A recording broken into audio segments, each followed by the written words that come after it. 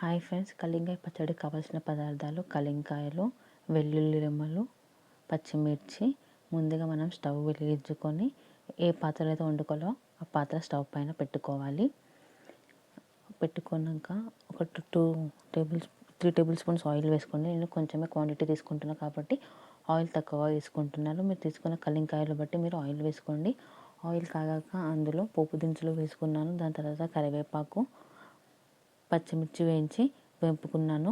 పచ్చిమిర్చి కొద్దిగా వేగాక అందులో అల్లం వెల్లుల్లి రెమ్మలు, గార్లిక్ వేసాను. అది కూడా కొంచెం వేగాక కలింగాయలు కూడా వేసి బాగా మగ్గనివ్వాలి.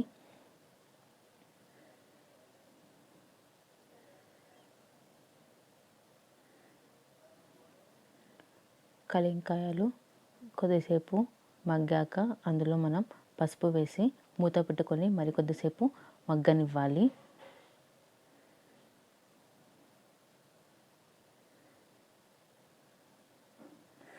మగ్గాక లాస్ట్కి దింపుకునే కొద్దిగా 2-3 మినిట్స్ ముందు చింతపండు వేసుకొని కొంచెం వేపుకోవాలి. చింతపండు కొంచెమే వేసుకోవాలి.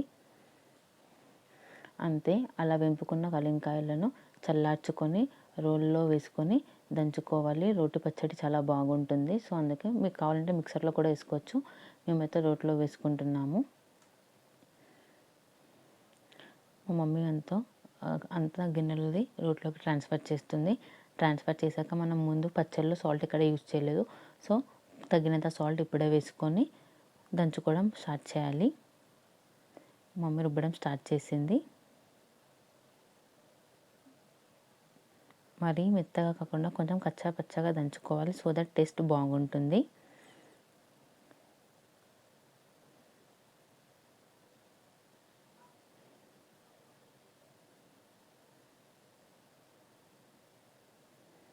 మేమైతే ఈ కన్సిస్టెన్సీలో దంచుకున్నాము.